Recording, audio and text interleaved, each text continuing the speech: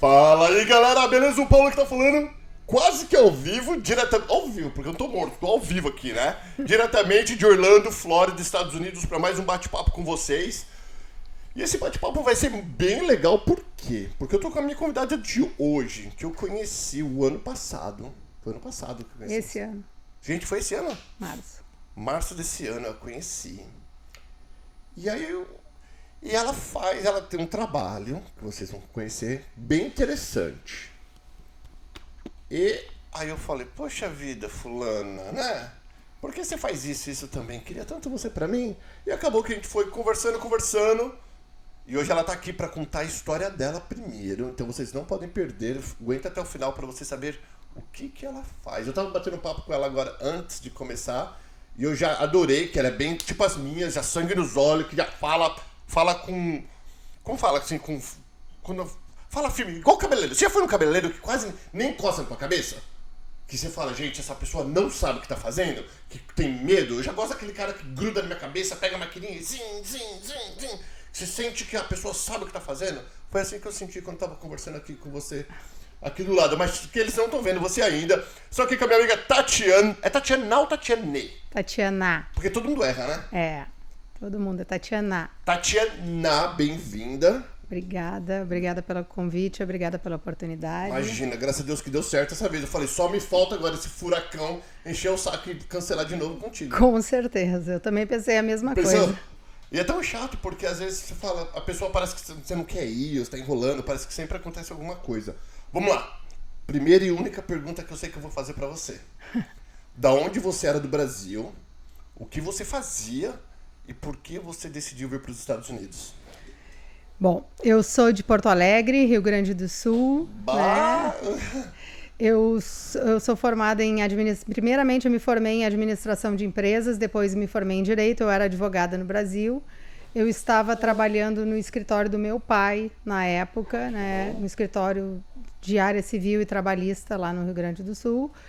E eu resolvi vir para os Estados Unidos, na realidade, naquela época, hoje eu digo, nem sei porquê, mas naquela época foi uma questão assim, eu tinha um irmão morando aqui, eu vinha muito para os Estados Unidos de férias, né? Lá no Sul, principalmente, nós temos o nosso inverno, né? Julho, eram normalmente férias de faculdade lá no Rio Grande do Sul, e o verão da Flórida, então assim, eu vim muito, eu sempre fui apaixonada pelos Estados Unidos, apaixonada pela Flórida, e eu sempre quis ter a experiência de morar aqui um dia.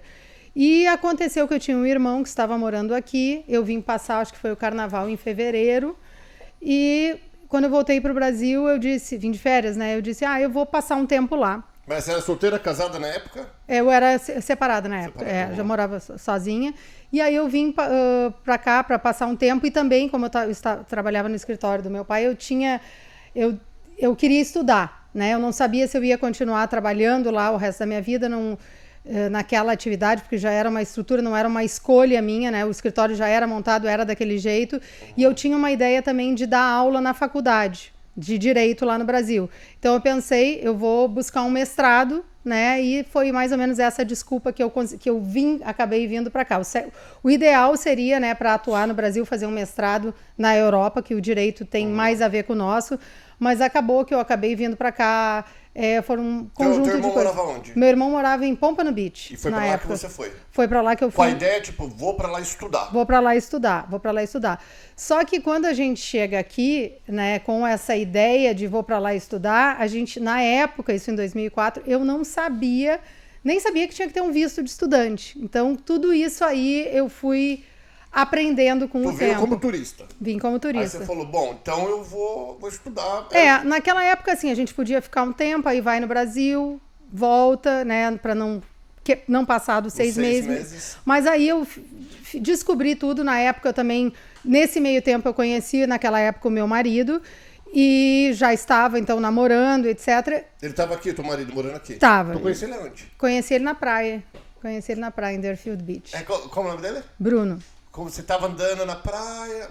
Mas brasileiro ou... Brasileiro. Uma amiga em comum nos apresentou, ela estava conversando com ele, com o grupo de amigos dele ali, e eu disse, será que eles têm uma água aí? E aí ele deu a água, começamos a conversar. Nunca mais vi. Umas 3 semanas depois eu estava num happy hour com amigas, mulheres, e uma dessas amigas disse, estava com um namoradinho dela lá, e aí ele chegou lá e disse assim, pô, só tem mulher aqui, vou chamar um amigo meu. E aí era ele. E aí dali o resto é história. Depois daquele dia, quanto tempo tu se casou? Uns que a gente começou, ficamos juntos, fomos uns 3 meses nós fomos morar juntos. E casado no papel? Depois, mais adiante. Mais de 3 meses? Sim. Porque você só podia 6 meses aqui até então. Não, sim, mas eu digo assim, eu estava aqui como turista, vinha, voltava, ele tinha o visto de trabalho dele, né? Mas o que eu estava te falando é a questão de até eu entrar nesse projeto do mestrado, aí eu escolhi o mestrado que eu queria fazer, era um LLM, que é um Master in Laws na St. Thomas, que era em Human Rights. Para fazer o que exatamente? Para ter um título de mestrado em Direito. No Brasil ele valeria como um mestrado em Direito, né? Então até então, aquela época, o meu plano não seria morar aqui o resto da minha vida. Inglês? Eu estudo inglês, estudei inglês desde os 8 anos de idade. Então, o meu inglês, a minha gramática sempre foi maravilhosa, eu só precisava fazer o TOEFL, né? Que é aquele exame de proficiência inglesa para a gente poder, da língua inglesa, para a gente poder entrar num mestrado. E realmente, eu fiz no visto de turista, isso numa vez das que eu renovei, isso foi lá por 2006, eu estava fazendo o TOEFL, e eu descobri, olhando na página da imigração, naquela época, aquela época eu resolvi, aí eu já estava com o Bruno, eu resolvi estender um visto, né, de turista. Então, numa das vezes que eu vim, acho que é 2006, fevereiro, não sei. Eu sei que eu vi que a gente poderia fazer o TOEFL, poderia estudar até 15 horas por semana sem ter o tal do visto de estudante, né? E o meu curso eram 12 horas. Então eu pedi uma extensão, me lembrei agora, pedi uma extensão para imigração e disse, olha, eu quero fazer um mestrado, isso foi em agosto de 2006, por aí. Eu quero fazer um mestrado, estou fazendo o TOEFL para isso, tenho um escritório que eu sou ligada lá no Brasil, tinha todas as provas de que eu podia... e que eu tinha meus laços com o Brasil. Eles me deram tranquilamente. Até fevereiro de 2007. Só que a minha faculdade, eu estava em processo de admissão para começar esse mestrado em agosto de 2017. Desculpa, 2007. E aí, quando chegou janeiro de 2007... a minha faculdade só liberava o I-20 para tirar o visto de estudante em abril. Quando chegou em janeiro de 2007, eu fui acompanhar uma pessoa num escritório de imigração muito famoso, uma amiga, e eu estava com a minha mãe junto, passando férias aqui, lá em Downtown Miami. E essa pessoa fez a sua consulta e tal, e quem nos atendeu na época foi a paralegal do escritório. E a paralegal olhou para mim e disse assim, e qual é a tua situação? E eu disse, olha, eu estou aqui como turista, eu estendi, eu fiz essa extensão porque eu estava fazendo o TOEFL, vou fazer uma próxima extensão agora, em fevereiro, que vence o meu período. Assim que eles me liberarem a I-20, eu vou para o Brasil tirar o meu visto de estudante no Brasil, porque eu quero ter o poder entrar e sair daqui como eu sempre entrei, desde 88, a primeira vez que eu botei os pés nos Estados Unidos. E ela me disse assim, olha... é muito difícil conseguir tirar um visto no Brasil. Eu disse, mas eu vou fazer um mestrado, eu tenho todos os documentos para aprovar. E a minha mãe estava junto, tem conta de banco, tem tudo lá no Brasil, tenho laços com o Brasil. Olha, é muito difícil. Eu, se fosse tu, fazia uma troca de status aqui dentro para estudante. E eu disse para ela, mas nós estamos em janeiro, a minha faculdade só vai me dar o I-20 em abril e o curso só começa em agosto. E ela disse, não. Eu vou te dar uma escola de inglês, tu vais te matricular nessa escola de inglês e quando a tua faculdade te der, vai trocar o teu status para estudante, ou seja, eu não ia ter um visto no passaporte, não ia poder entrar e sair, e quando a tua faculdade te der o I-20, a gente troca de escola, tu faz o teu mestrado, depois tu vai ter o teu OPT, vida que segue. Eu fiquei meio apavorada e falei, ok, e a minha mãe, pode acontecer alguma coisa, certo? Fiz. 1 mês depois veio a resposta negativa da imigração. Get out, né? Porque quando vem negativa, eles já dão 30 dias. Sim, mas o que eles disseram? Eles disseram o seguinte, você fez uma extensão de visto que era verdadeira, dizendo que você está estendendo o seu visto de turista porque estava fazendo o TOEFL, tudo bonitinho. Aí chega agora, você pede uma segunda extensão se matriculando numa escola intermediária de inglês. Uma pessoa que está prestes a fazer um mestrado, se matricular numa escola intermediária de inglês, E como eu já tenho esse sangue dentro de mim de advogada, né? O que eu fiz? Não vou aceitar isso, não. Fui lá, fiz um formulário I-290, que hoje eu faço isso aí, resolvo esse problema para várias pessoas, que é um Motion to Reconsider or Reopen. E eu contei toda essa história. Para quem não sabe o que ela está falando, é um pedido para reavaliação do caso. Tipo, deixa eu te explicar melhor o que aconteceu. Reavaliar a decisão. Isso, a decisão, desculpa. Exatamente. Aí eu escrevi um drama de 15 folhas contando toda essa história que eu te contei. Com inglês bom, que ela sempre estudou inglês, só que ela tinha pedido para estudar numa escolinha de inglês. É onde fala, ele foi uma paralegal, não estou desmerecendo o paralegal de forma alguma, conheço várias super boas, maravilhosas, mas às vezes a gente pega como chama?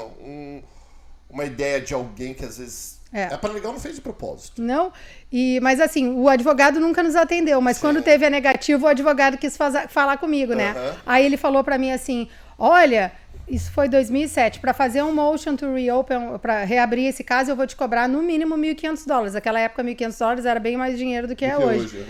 E eu disse, tudo bem, eu vou fazer sozinha. E eu fiz. Escrevi toda essa história, contei que foi tudo. Eu fui induzida ao erro e a faculdade... E realmente eu tinha os documentos, que isso é importante. Às vezes as pessoas querem falar alguma coisa para a imigração e eles não têm como provar. Eu tinha todos os documentos, eu estava em aplicação para a faculdade, tudo.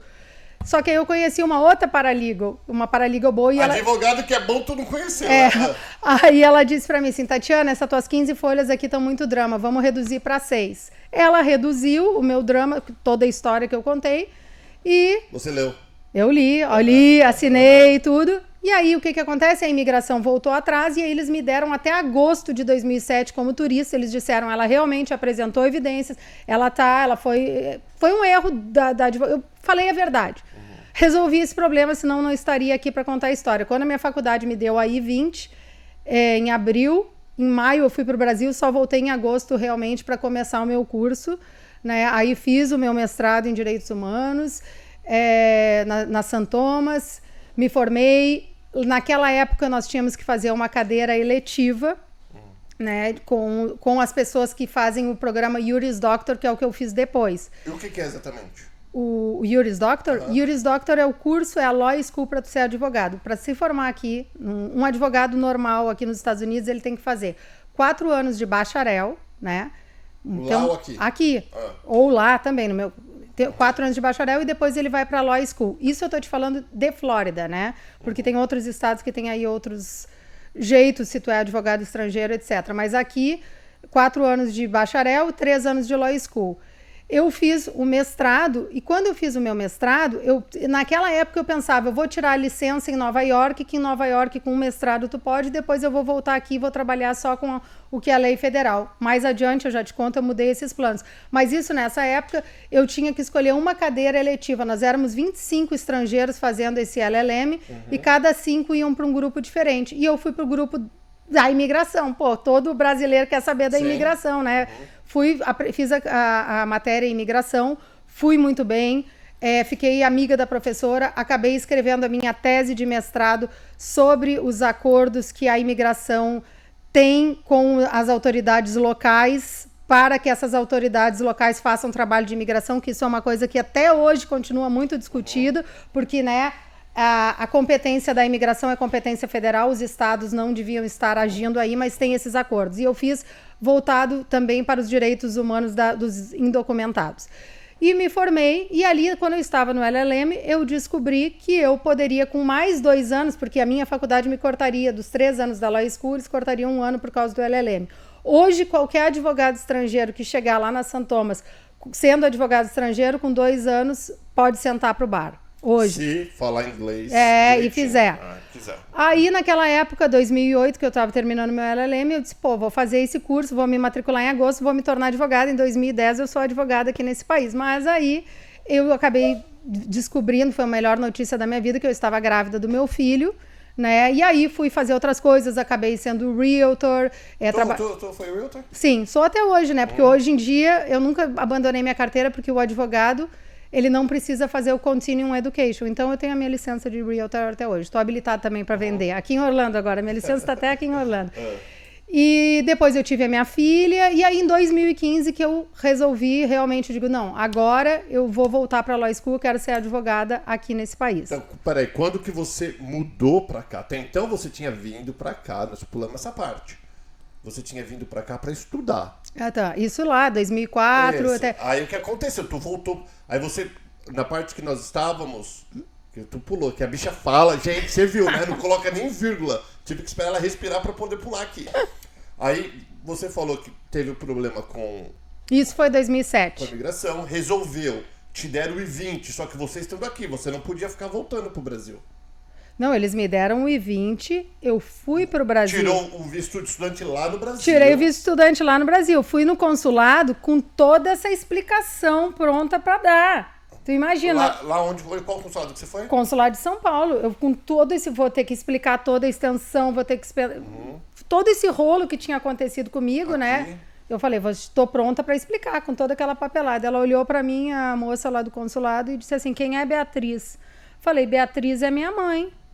E ela disse, sua mãe? Olhou aqui, eu tinha um nome, Beatriz era uma amiga, uma cidadã americana, que era o contato de um cidadão americano que tinha que colocar na aplicação.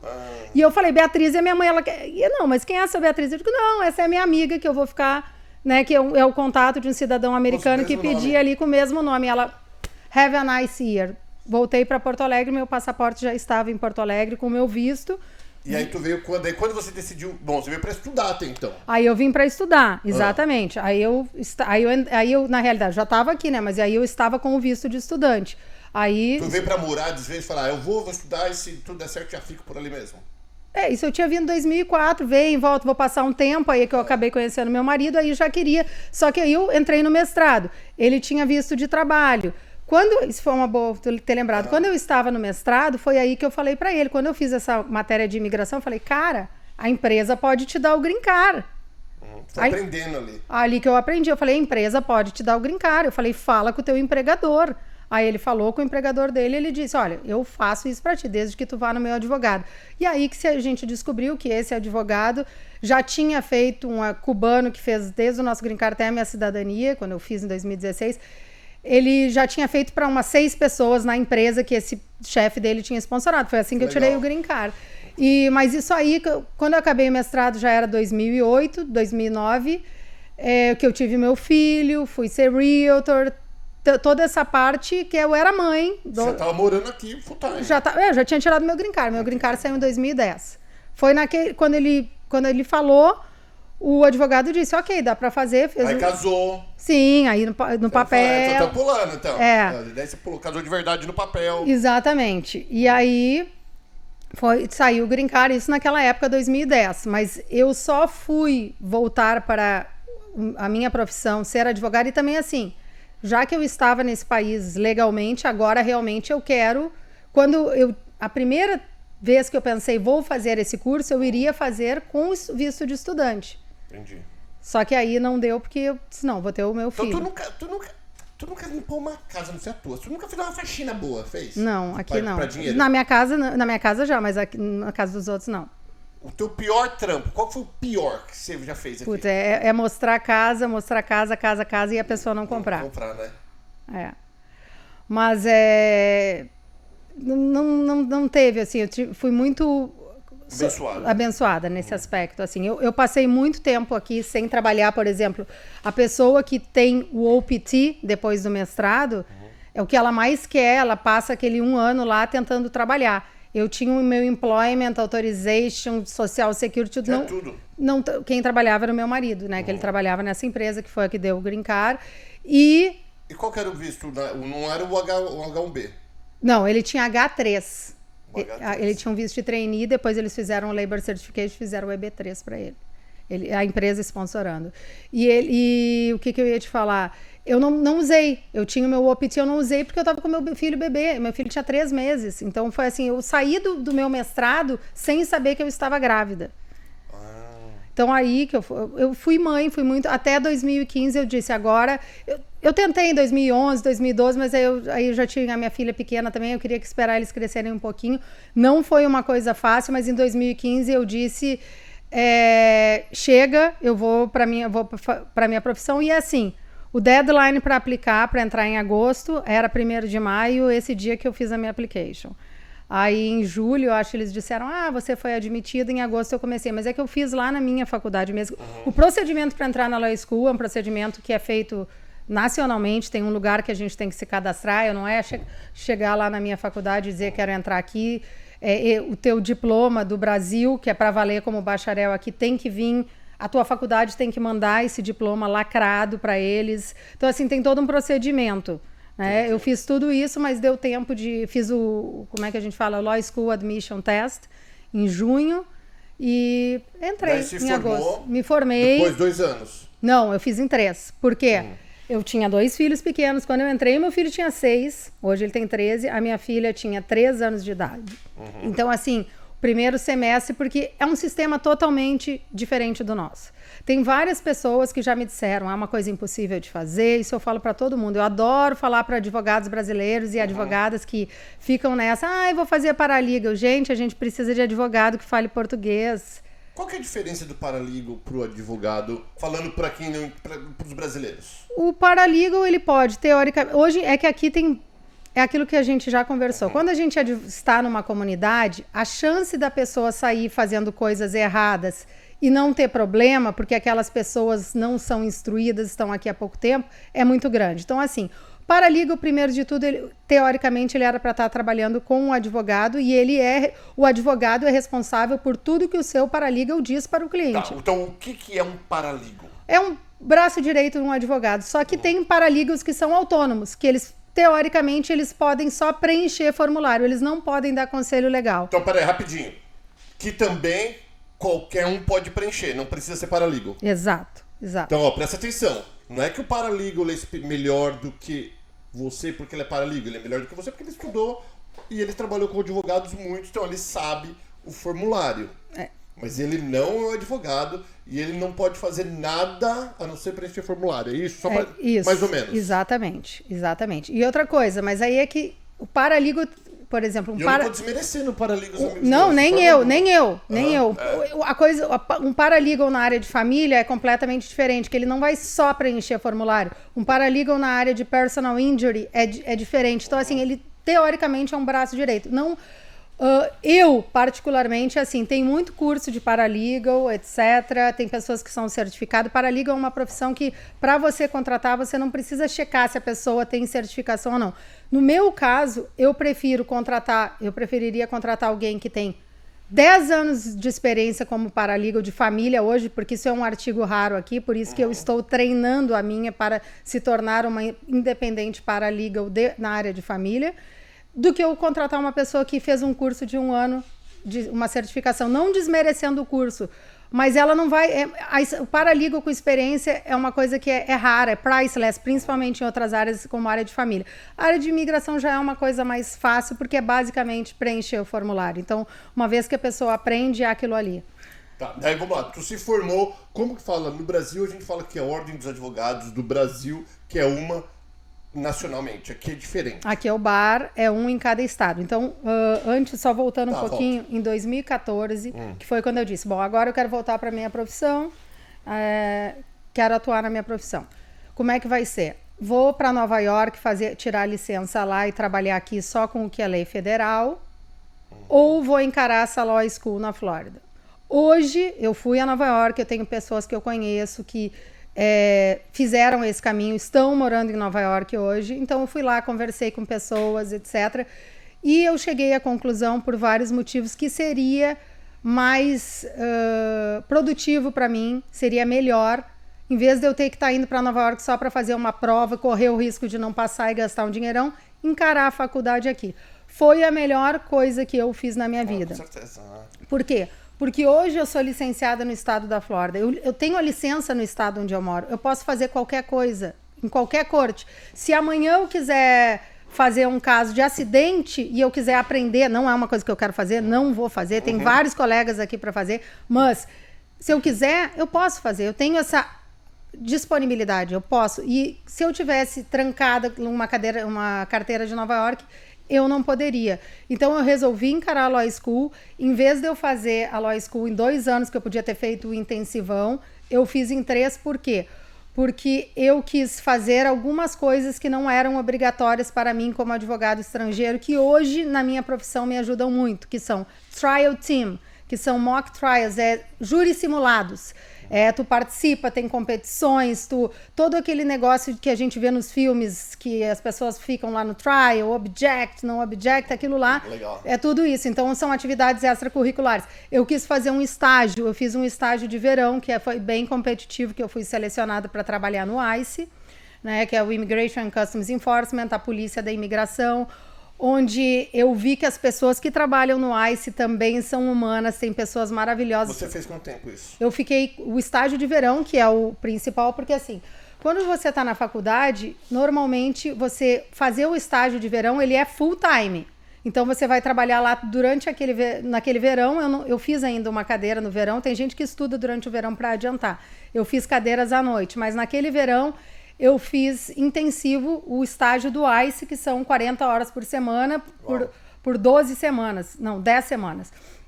Então lá é uma escola. E assim, o Department of Homeland Security, que é o Ministério, né, do Homeland Security, ele tem esses vários órgãos, que é o USCIS, que é onde a gente faz as aplicações, tem o ICE, tem o Customs and Border Protection, que é o que nos admite aqui quando entramos, tem o Homeland Security Investigations, então assim, tem o Asylum Officer. Nós fomos, né, toda sexta-feira nós tínhamos field trip, então eles nos levavam internamente, então assim, já fui dentro do aeroporto de Miami, internamente, fica lá em cima vendo quando a gente chega, eles estão observando a gente na fila, né?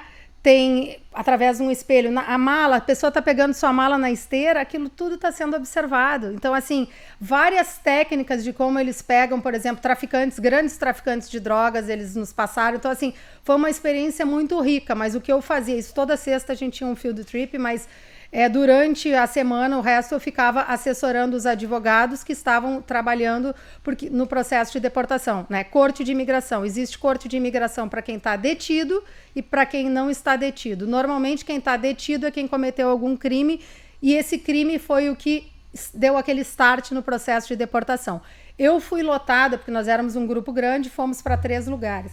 Downtown Miami, Broward e o Chrome, que é essa prisão de imigração onde tem bastante gente que cometeu crimes. Eu fiquei no Chrome. Então, foi muito intensivo, né? E eu pude acompanhar vários casos, porque quando a pessoa está presa, os casos são mais rápidos. Então, tu acompanha do início ao fim. Por exemplo, quando a pessoa tem um caso na corte de Downtown Orlando aqui, ela tem uma corte hoje, a próxima que o juiz vai marcar pode ser daqui 1 ano e meio. Quando a pessoa está presa, tem que ter uma decisão em até 2, 3 meses. Então, assim, foi uma questão diária que eu fiz isso do início de junho até agosto, quando as aulas começam. E aí eles me convidaram de novo para ficar durante o semestre do fall e depois no outro semestre do spring. Eu só saí porque eu tinha que me formar, né? Só por isso. E quando eu saí, foi muito gozado. Quando eu comecei a trabalhar no ICE, aquele negócio de ter trabalhar para o governo, é muito legal, é maravilhoso. Eu amo esse país, sabe? Eu tenho uma paixão muito grande, eu sou muito grata por ser cidadã americana, é uma coisa que eu queria muito. Eu olho aquela bandeira ali, tenho também na minha casa.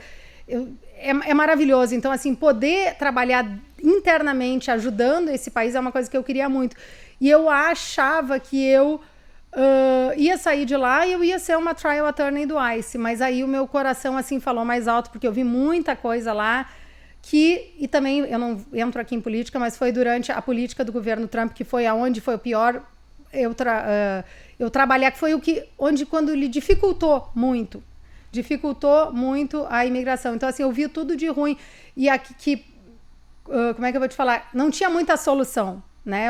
Nem os próprios advogados do ICE tinham muito o que fazer em determinadas situações. Eu vi até muitos advogados saindo de lá. Então, eu vi os dois lados e aí eu disse, não, olha, não é para mim. Foi uma experiência maravilhosa, mas não quero trabalhar aqui na deportação de pessoas, porque eu vou ver outros brasileiros, eu vou ver pessoas que muitas vezes merecem. Tem muitas pessoas, tinha um juiz até lá, que ele chegava para a pessoa e falava assim, pessoa, por que tu tá aqui? Aconteceu isso e aquilo. Pô, tu tava no lugar errado, na hora errada, né? Então tá, vou te dar um bônus. Que o próprio juiz via.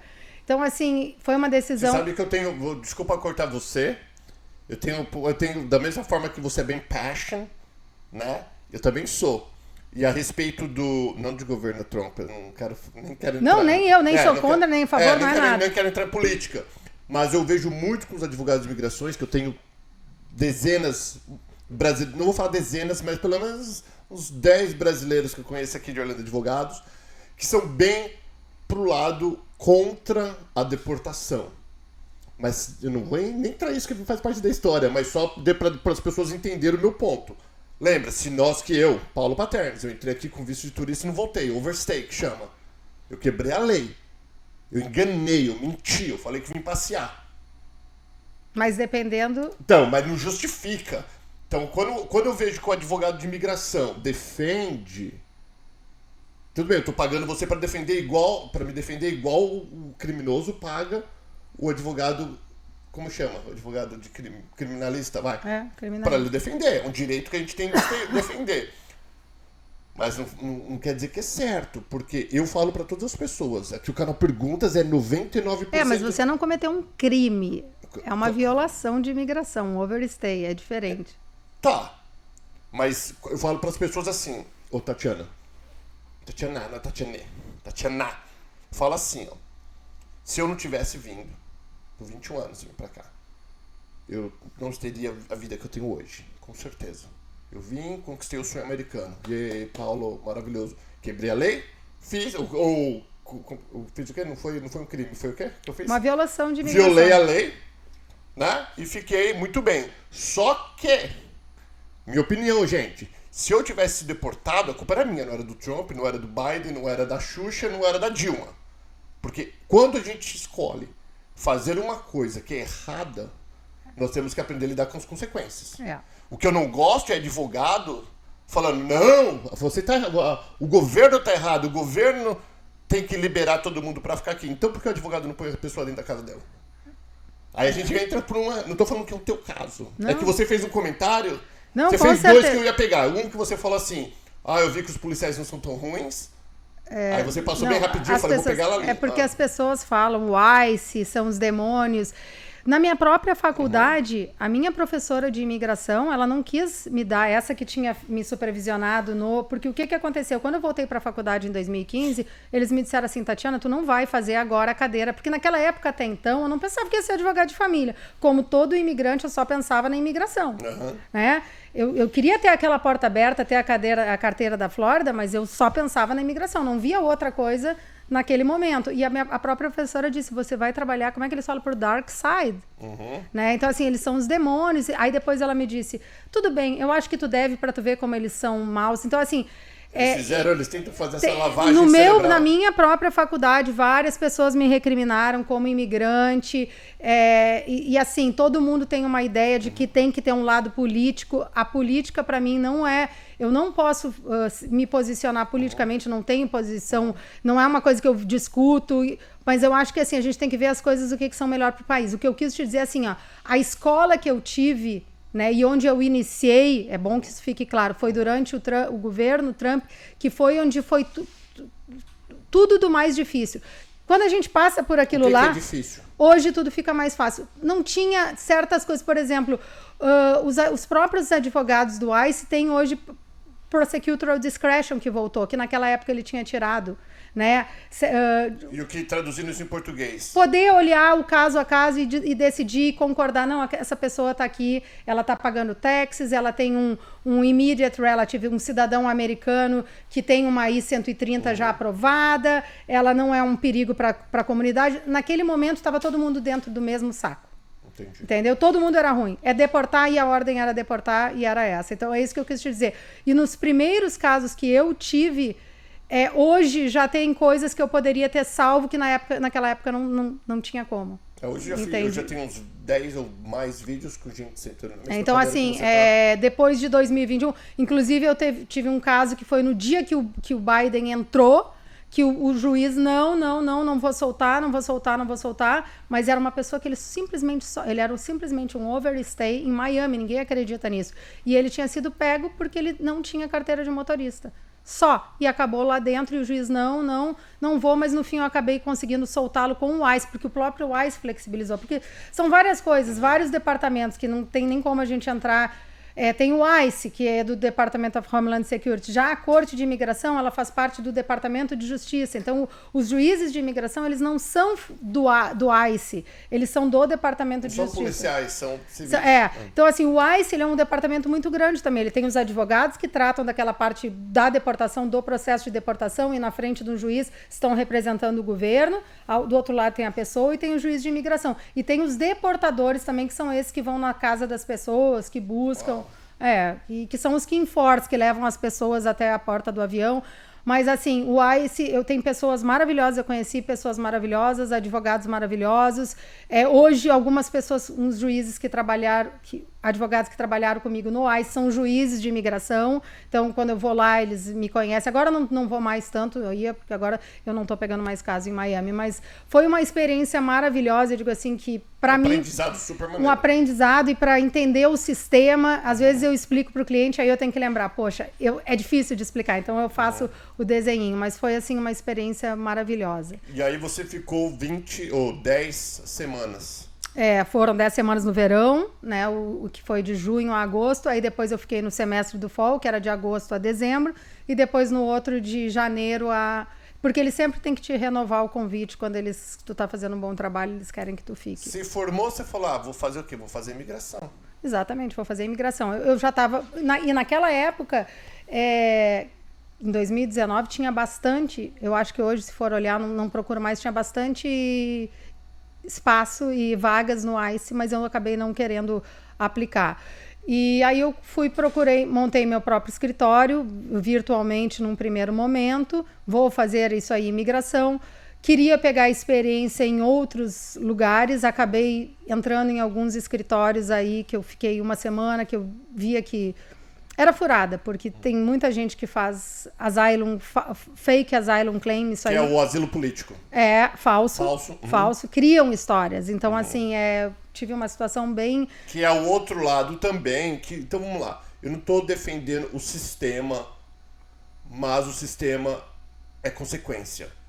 Porque eu que estou aqui há muito tempo, teve a época de L1, época de E2, EB3NW, e aí vai que é a época que nós estamos agora, onde todo mundo se qualifica.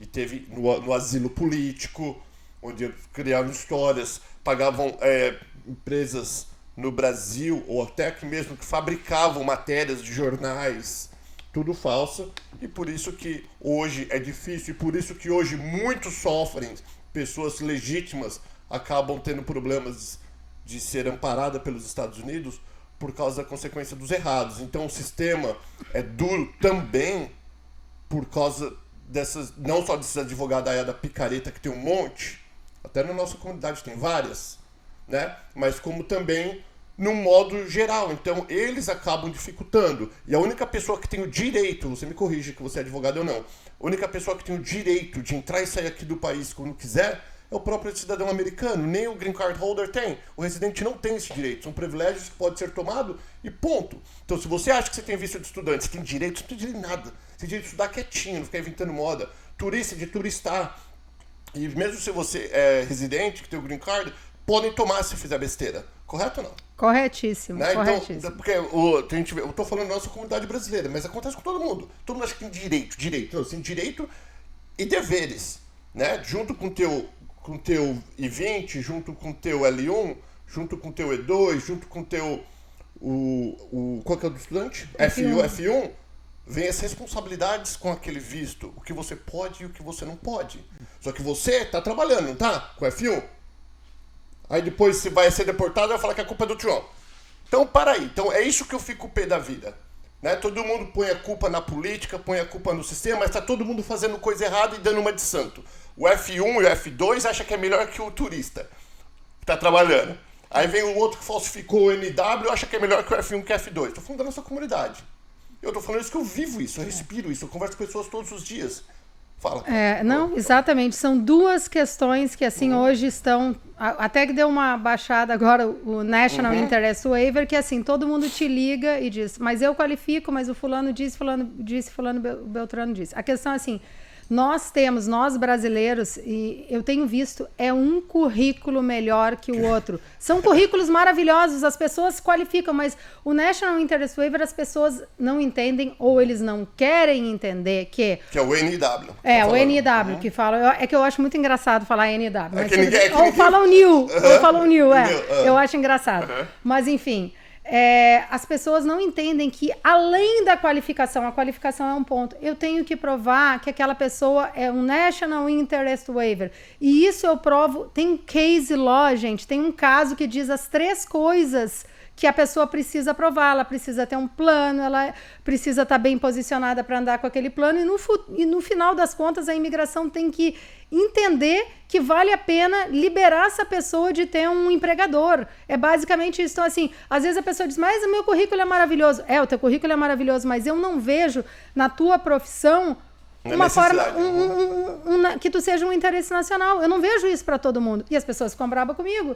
Então, assim, é complicado, mas eu só posso pegar os casos que eu acredito. Isso é uma coisa que eu aprendi, porque ninguém pode fazer um bom trabalho naquilo que tu não acredita. E outra coisa que tem aumentado muito aqui em Orlando, que assim, eu nem tenho feito nem consulta às vezes, porque às vezes a pessoa não quer, eu não quero cobrar consulta de quem eu não posso ajudar. É o meu tempo, mas às vezes eu vejo que aquilo não vai dar nada, eu nem vou marcar a consulta, falo com a pessoa 5, 10 minutos e a pessoa às vezes entende. É o negócio do asilo. Então, assim, as pessoas, isso virou uma coisa assim banal, como tomar água, como escovar dente. Eu cheguei pelo Caicai e quero pedir asilo. Gente, várias pessoas. Qual é a perseguição que você está sofrendo no Brasil? Eu tenho umas dívidas que estão me cobrando. Ou sou policial no Brasil. Mas aí é que tá. Aí isso eu até quero te falar uma coisa. Boa, pessoa, ele pode, dependendo do policial, ele pode ser um policial que ele sofre perseguição, por exemplo. Mas todos os policiais sofrem perseguição no Rio de Janeiro. Exatamente. Todos. Então todos vão vir para os Estados Unidos e vão se legalizar aqui? É caso a caso. Mas aí é que tá. E aí justamente é isso. A lei do asilo diz, gente, não é ameaça. As pessoas não é ameaça, é perseguição. E é prova. E isso é uma das coisas que eu mais vi no meu dia a dia no ICE. Por quê? Porque onde essas pessoas estavam presas, asilo eu posso chegar aqui, aplicar no USCIS, fazer a minha aplicação de asilo. Entrei aqui como turista, sou da Venezuela, estou sendo perseguida pelo governo lá. Entrei que é real. Entrei com esse pedido de asilo, que se chama o asilo afirmativo. E existe o asilo defensivo, que é o asilo quando você já está em processo de deportação, que ele é feito na Corte de Imigração. Então, o meu dia a dia no ICE, no Chrome, eram várias pessoas que a única defesa que eles tinham era pedir asilo. E essas pessoas eram de quais países?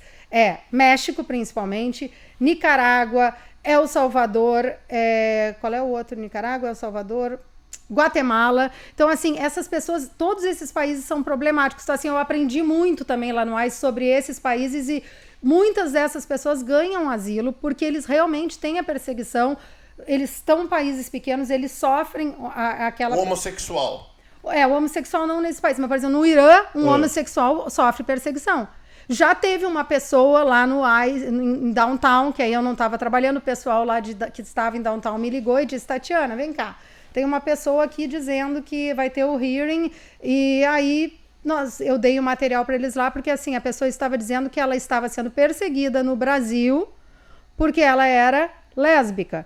Diz que o juiz tirou o óculos para ela e disse para ela assim, mas vem cá, nós sabemos que o Brasil é um dos os maiores destinos do mundo de homossexuais que fazem viagem, Rio de Janeiro, de travel destinations, então assim, não cola. Então assim, e eu tenho visto Mas até... pode ter um caso legítimo? Pode, né? Desde que essa pessoa sofra perseguição. E uma das coisas que acontece no Brasil, que eles veem bem, né, que eu nunca estive num individual hearing de brasileiro pedindo asilo, mas eu conheço alguns casos. E assim, por exemplo, a pessoa está em Porto Alegre, ela não pode ir para o Rio Grande do Norte. Eu estou no Rio Grande do Sul, eu não posso ir no Rio Grande do Norte porque eu vou estar sendo seguido também. Vou estar sendo perseguido, desculpa, porque o Brasil é um país muito grande, então às vezes você tem como estar num outro lugar. Se você tem, por exemplo, tem gente que chega aqui e diz, quero pedir asilo, eu tenho passaporte português, não vai ganhar. Tem um terceiro país que ela está segura, ela não vai ganhar o asilo. Entendi. Entende? Então, assim, eu tenho que ser perseguido naquele lugar e aquela perseguição tem que ser em virtude de raça, religião, national origin ou é participação num social... membership num social group, que que é esse social group? Ele é decidido caso a caso. Por exemplo, as mulheres da Nicarágua são, ou da Guatemala, agora não me vem à cabeça, são perseguidas, que sofrem domestic violence, elas são consideradas um grupo para esse purpose. Se elas conseguem entrar, porque elas não conseguem, por exemplo, sair de um casamento, tem esse negócio de gangues, todos esses países aí tem. Então, muito perigosa, esses MS-13. Então, assim, são muitas coisas que eu aprendi lá. Isso era o diário. Então, assim, a pessoa pede, cansei de ver juiz dizendo, ameaça não é perseguição. O que é considerado perseguição? Perseguição realmente é o que a palavra diz, é perseguição. Está sendo perseguido todo minuto por causa disso, como um gay no Irã. Eles jogam as pessoas de cima do jeito, enforcam, fazem. Então, assim, não tem como viver lá. Tem gente da China, que eu já vi, ganhar asilo. Então, depende do... Cada caso é um caso. Agora, assim, o brasileiro, em geral, não tem. Agora, se o cara é perseguido, ele foi levar uma vida lá, ele não é mais o policial, o Comando Vermelho continua atrás dele, lá, o cara foi lá pro Amapá e o Comando Vermelho achou, o cara se mudou de lá, foi pro Rio Grande do Norte. Eu não vou te dizer que esse cara não vai ter uma chance, se ele provar a perseguição. Né? Que ele está sendo perseguido. Agora, mas não significa que todos os policiais vão conseguir. E muito menos essas pessoas, minha família, tive uma pessoa que foi sequestrada, tive isso. Como eles falam, às vezes, desculpa as palavras que às vezes não me vêm mais no português, mas é o private actors, como eles falam assim. Muitas vezes eu já vi o próprio juiz dizer, o juiz não está lá para te humilhar, não, ele só vai dizer, minha senhora, meu senhor, me desculpe, mas isso não é um caso de asilo. Você sofreu uma atividade criminosa de um grupo privado. Isso é crime no seu país. Então, assim, a lei do asilo é uma lei humanitária, ela não está aqui para... O asilo é quando o governo, quando o teu país não te protege. Também não te protege, exatamente. Também com o conhecimento do governo, o governo não pode te proteger. Então, assim, tem gente que diz, eu estou sofrendo ameaça porque eu trabalhei na... antiga FEBEM, aquela fase, eu acho que agora lá tem uma pessoa que me procurou esses tempos. Ela nenhum police report, nada ela fez. Entende? Então, assim, tem gente que... Tu pediu asilo, e é isso que as pessoas estão usando mal, elas fazem qualquer pedido de asilo, porque depois de 365 dias tem o direito de pedir o work permit quando o asilo está pendente. Então as pessoas estão usando isso. Quando elas recebem o work permit, elas acham, meu asilo foi aprovado, eu estou com asilo. Então, assim, não é bem assim. Gente com criança especial, já vi, conheço. Só que, vamos... E, pessoal, lembra que eu não queria falar com ela sobre muito a imigração. Vamos falar de outra coisa. Não, mas eu vou fazer rapidinho, porque existe a consequência. Eles te liberam, você entra com pedido, resolvi tua vida durante esses meses ou anos, dependendo. Mas vai chegar o resultado. Ela vai falar sobre... A gente vai nem ter tempo, mas eu vou trazer a Tatiana aqui de novo para falar sobre o que ela faz, que eu estava procurando na nossa comunidade, que tem pouco... Parece que uma pessoa só a mais que faz, que nem gosta de trabalhar muito com o brasileiro, que eu sei quem que é, e não vem ao caso. E a Tatiana, que é advogada de família, que todos nós, quantas vezes vocês já me ouviram falar aqui, que não sei o que acontece nessa terra, mas eu sei o que acontece. Todo mundo vem pra cá e acaba divorciando. E cadê os advogados de família para nossa comunidade? Eu achei a Tatiana um evento este ano, né, em março, e é muito legal ter ela aqui com a gente, tomara que ela venha mais vezes. Mas rapidinho, o asilo, qual que é a consequência? Tenho um filho especial que no Brasil ninguém me atende. Se fosse no Brasil eu não ia ter esse suporte pro meu filho, que é verdade. É verdade. Aqui tem o suporte. Que aqui te dá o suporte, mas lá no Brasil não. Mas isso não dá asilo. Não. Mas você entra com asilo, eles até te dão esse documento temporário para você trabalhar. E é temporário por quanto tempo? O que acontece quando ele é negado?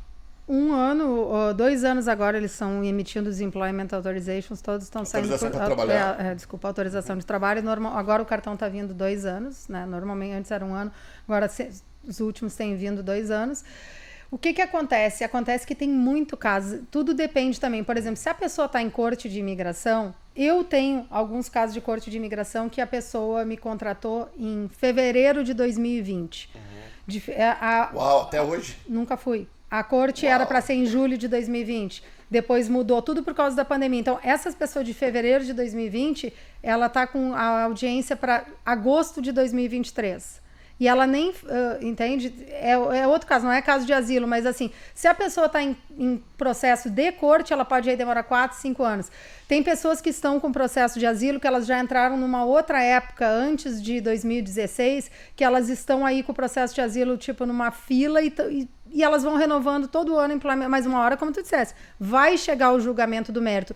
E quanto mais tempo passa, pior, porque vamos dizer, eu entrei com asilo em 2015, eu estou sendo perseguida lá no meu país pelo governo, porque eu falo contra o governo, Venezuela, por exemplo. Quando chega a tua, vamos dizer, 7 anos depois da tua entrevista de asilo, se ele foi afirmativo que vai ser no Asylum Officer, eles vão querer saber tudo o que está acontecendo. Se eles continuam indo na tua casa, se estão ameaçando a tua família, mas como que a tua família está vivendo lá? Numa boa, e tu não pode voltar. Entende? Então, assim, tem várias outras coisas. Por exemplo, tem gente que vem com toda a família, deixou 2 filhos lá, mas só um pouquinho, você está dizendo que você está sofrendo uma perseguição, que você tem medo de retornar para o seu país, mas deixou seus 2 filhos lá com a sua mãe, com seu pai. Então, assim, são várias coisas que podem. Mas quando o pedido é negado, se ele é o afirmativo, normalmente eles mandam a pessoa sair ou refere para a Corte de Imigração, que aí vai entrar o processo de deportação. E na corte de deportação, quando a pessoa já está, o que acontece que tem acontecido demais? A pessoa entra pelo tal do CAICAI, chega aqui, eu tenho ouvido cada história absurda disso que... Eu já gravei com pessoas sentadas nessa mesma cadeira que você está, contou passo a passo, aí saindo do Brasil até entrar aqui. Então assim, mas assim, a pessoa, é isso aí. Só que aí a pessoa vai me procurar para fazer um asilo e criar uma coisa, eu não vou fazer, eu já não faço CAICAI. E assim, infelizmente tem pessoas, eu não sou a justiceira, não vou salvar o mundo, mas assim, tem pessoas aqui em Orlando, às vezes as pessoas falam, é papo de advogado, né? Eu também, assim, o que eu vejo em grupo, pessoas dando conselho legal, eu falo, uau, eu não vou ficar me intrometendo porque eu não estou sendo paga para aquilo, eu não estudei para ficar lá dando conselho legal em grupo. As pessoas que poderiam, pelo menos, buscar informação, preferem se aconselhar no grupo, estão ali porque querem. Mas, assim, eu vi, isso eu estou te falando porque eu vi, eu não sou de uma pessoa que vai te contar aquilo que eu não vi. Porque o fulano diz que... Diz que disse. Diz que sabe bem. Tem algumas pessoas aqui em Orlando que são eu já peguei 2. Uma pessoa tinha uma ordem de deportação e foi através dessa paralegal aí que atende em casa, não sei o nome, já esqueci, já deletei. Me mostrou o contrato que essa mulher fez com ele. É assim, a pessoa com ordem de deportação, sabe o que é isso? A pessoa fez um contrato que estaria fazendo um pedido de asilo para o juiz, porque essa pessoa perdeu a sua data de corte, estaria fazendo um pedido de asilo para o juiz, dizendo que ela tem medo de voltar para o trabalho, etc., para o seu país, pegou $1.000, e quando o juiz aceitar o pedido, é devido mais $3.000. Eu liguei para essa pessoa, obviamente que ela devolveu os $1.000, porque isso aí é caso de cadeia. Só que assim, eu trabalho também, eu não tenho tempo para fazer isso todo dia, entende? Então assim, essa aí deu sorte, salário. E aí eles queriam pagar para mim, eu falei, gente, eu não tenho nada para fazer para vocês, eu não posso fazer. Eu não posso fazer, eu não tenho, porque não tem, já tinha passado até a data da apelação. Então, assim, são coisas que a gente não pode ajudar, mas tem gente que eu digo, eles são predadores. E tem uma outra pessoa que chegou até mim agora esses tempos, e que ela me mostrou várias, de uma paralegal brasileira aqui que trabalha com um hispano que está lá, doutor fulano de tal advogado, que não é advogado, porque as pessoas têm que perguntar, gente, pergunte qual é o seu bar. Se tu não é no bar da Flórida, tudo bem, a Flórida, bota ali, Tatiana da Cunha, Flórida Bar, bota no Google, vai aparecer o dia que eu tirei minha licença, se a pessoa tem alguma ação disciplinar, aparece tudo ali, isso tudo é recorde público. Por isso que as pessoas têm que cuidar também a sua reputação. E tem essa pessoa, essa brasileira que trabalha com esse doutor fulano de tal, que ela instruiu a pessoa por text message e por WhatsApp, que eu tenho todos os prints, dizendo, coloca no asilo que você sofreu um assalto com arma. Não, tem que botar que teve arma na cabeça. E só assim não dá, tem que fazer... Pior essa história, sabe? Tem. E é triste. É triste. E as pessoas dão todo o seu dinheiro pra eles. E é onde eu não me conformo, Tatiana. Vamos lá, galera. Aí depois você vem aqui no canal Perguntas e fala assim, fui enganado. Poxa vida. Nós brasileiros inventamos o nó na gota d'água. Não precisa esse negócio de ser enganado também. Claro que existe esses predadores, como a Tatiana colocou, mas você que caiu nessa, ou você que cai nessa, você que dá o teu dinheiro para esse povo, tu sabe porque tu não vai no advogado. Por quê? Ah, me poupe. É aquilo. É um que sabe que tá fazendo coisa. Os dois sabem que estão fazendo coisa errada. Na maioria das vezes, não vou julgar todo mundo. É, isso. Na maioria das vezes, Tatiana, a gente sabe, pô. É que às vezes o que eu vejo, assim, as pessoas, elas querem ouvir aquilo que elas querem ouvir. E that's it. Se aquele outro me diz que eu posso, que eu qualifico para asilo, aí eu cheguei e perguntei para a pessoa, mas como é que ela diz que você qualifica para asilo se ela não é advogada, ela não pode estar dando conselho legal? Sabe? É surreal as coisas que acontecem, mas é isso. As pessoas, às vezes elas fazem isso porque elas querem ouvir aquilo que elas querem ouvir, vão pelo caminho mais fácil, que nem sempre é o melhor. E assim, o que eu acho hoje... que nunca é o melhor caminho. Assim como tem muita informação ruim na internet e tem os grupos, assim como as pessoas falam, mas tem o grupo do National Interest Waiver, tem o grupo do visto tal, tem grupo de advogado também. Tem grupo de advogado também que falam. E assim, as pessoas se aconselham nisso, em grupos, e pegam aquilo ali, e nem sempre a história do um é a história do outro. Uma das coisas que eu mais faço com pessoas que estão aqui há muitos anos e que teve isso, que teve aquilo, chega e me conta uma história, eu digo, bom, para mim, eu não tenho conversa, tem que pedir um FOIA. FOIA é o Freedom of Information Act, é uma lei, né, que você tem direito de pedir as informações que as agências têm sobre você, não só as agências imigratórias, eu posso pedir até no DMV. Então, assim, eu já descobri cliente que tem ordem de deportação e não sabe. E ele quer me contar uma história, mas a gente vai... A história não fecha, mas o FOIA não mente. Então, mas as pessoas, às vezes, elas querem ouvir, querem fazer o caminho mais fácil.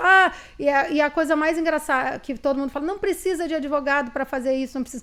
Tem pessoas que têm algumas explicações para darem. Então, elas precisam, às vezes, de um advogado. Que nem tu dissesse, eu fiz o meu processo, é tranquilo, é genuíno. E principalmente quando o casamento é genuíno, não precisa um advogado ir lá. Mas dependendo do caso, precisa. Dependendo do caso, ela precisa explicar certas coisas. Existem oficiais de imigração que eles avançam além do correto. Sim. Então, assim, eu já vi pessoas que foram numa entrevista de imigração sem advogado, que não, o casamento era verídico, e a mulher lá embestou que não era verídico e queria de todas as maneiras. Se ele tivesse com um advogado ali, o advogado ia dizer, mas vem cá, qual é o motivo? Por que o senhor não pode estar fazendo isso? Isso é abuso de poder. Então, assim, são várias coisas que um advogado pode te ajudar que as pessoas não veem. As pessoas só veem que acham que é só preencher formulário. E depende do caso, mas a maioria não é. E você sabe o mais engraçado de tudo? Que nós entramos nessa conversa, não tô lembrando aonde que nós saímos da tua história. Mas vamos voltar.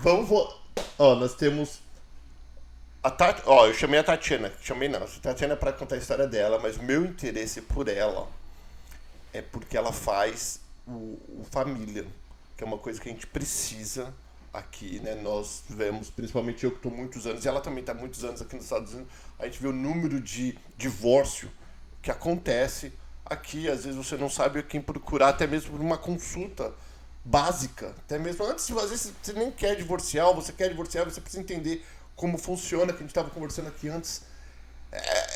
Não é tão simples assim, não sei nem como no Brasil, se é simples ou não, nunca fui casado no Brasil. Casado nos Estados Unidos, é casado no Brasil também, é casado em todo lugar do mundo. Casou em qualquer parte. E como que você entrou? Ô, Tatiana, a gente tem 4 minutos. Nós temos 2 minutos. Vamos lá. Por que você acabou entrando nessa... Olha a parte que nós paramos, só pra você lembrar, que tu fala igual eu, e a gente acaba se empolgando, porque é uma coisa legal, né? É que assim, eu fico muito triste com tanto golpe que as pessoas caem, sabe? E assim, tem vezes que eu não tenho nada pra fazer. Só que é triste, eu vejo brasileiros fazendo isso com brasileiros, né? É um sonho da pessoa, é uma vida da pessoa. Então, assim, não é todo mundo que qualifica para asilo, gente.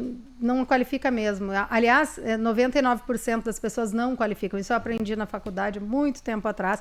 Mas em relação à área... E ela estava falando de asilo porque ela é uma das poucas advogadas brasileiras que faz o asilo. Porque o asilo dá um trabalho do caramba. Você tem que ir até a corte de asilo.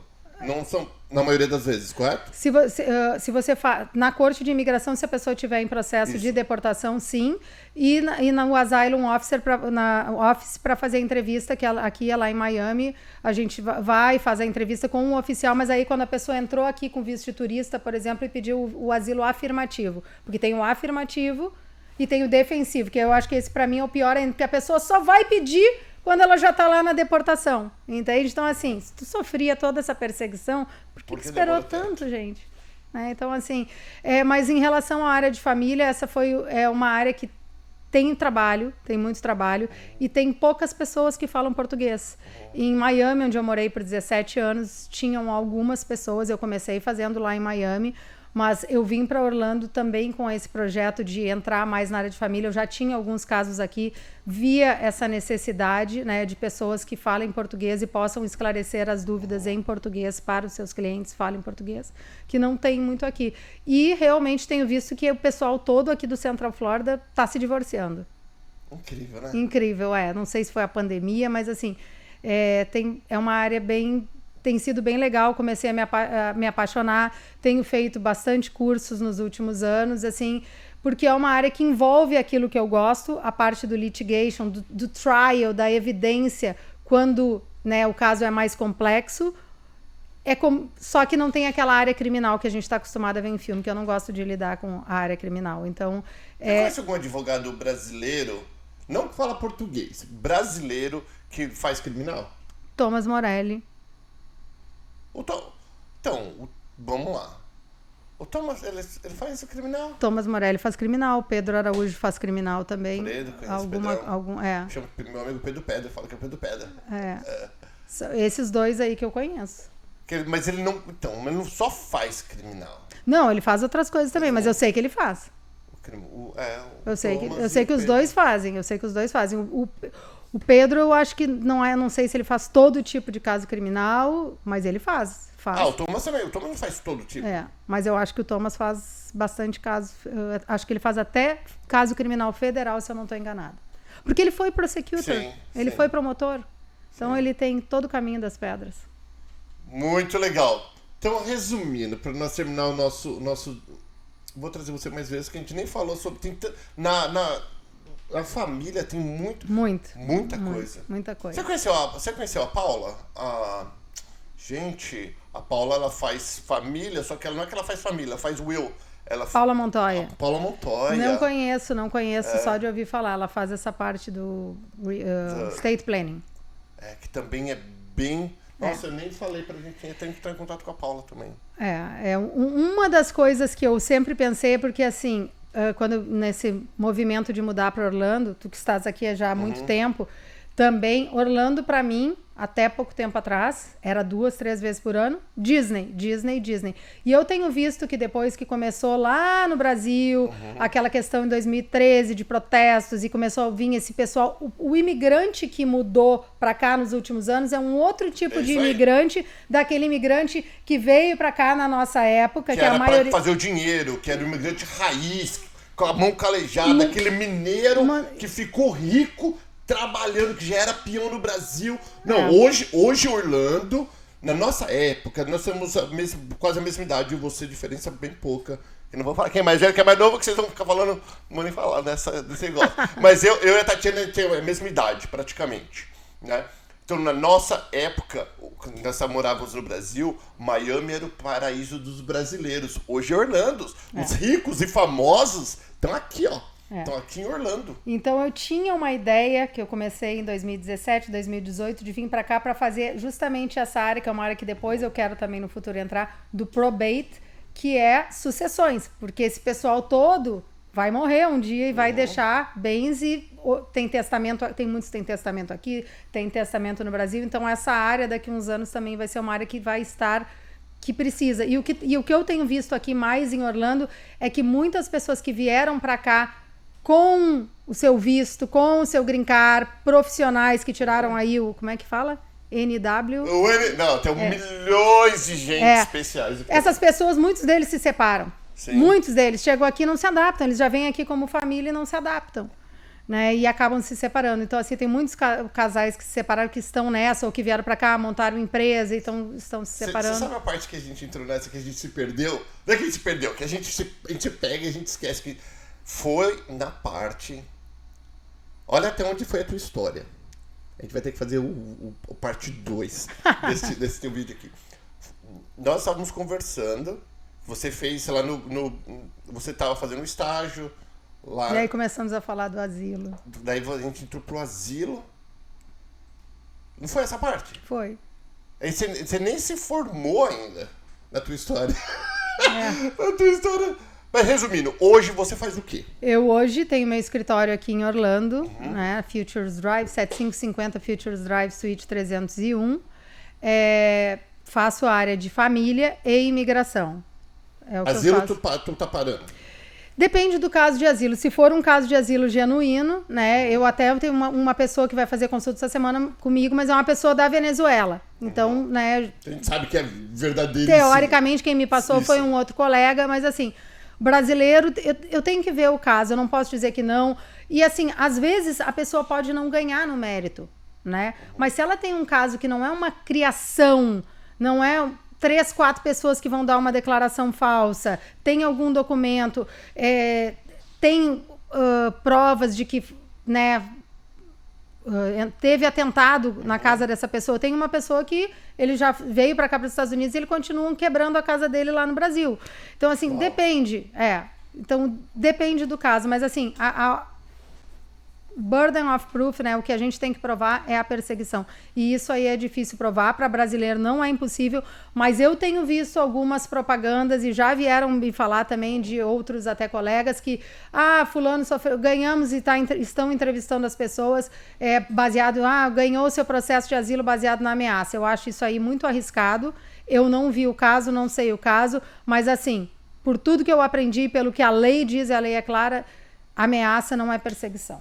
E lembrando, vocês que estão nos ouvindo ou nos assistindo, da mesma forma que tem picareta vendedor de carro, tem picareta advogado. Né? E quando eu falo picareta, toma cuidado, porque tem um advogado que pega qualquer coisa, faz qualquer coisa, ele está querendo pegar teu dinheiro, porque pedir, qualquer um pode pedir. Qualquer um pode entrar qualquer um que eu falo assim, pode entrar com processo pedindo e alegando um monte de coisa. Se vai ganhar ou se não vai ganhar, aí é outro caso. Exatamente, mas desde que seja um caso genuíno, né, até dá para a pessoa, e ela ela tem medo de voltar por causa da perseguição, tem medo que aconteça, tem uma base para aquilo, né, até dá para se pensar, mas assim, é uma questão de discutir caso a caso. Agora, esse negócio de chegar aqui e aí dizer, entrei, agora eu quero pedir, porque eu tenho uma dívida, porque eu briguei com o meu vizinho, não dá.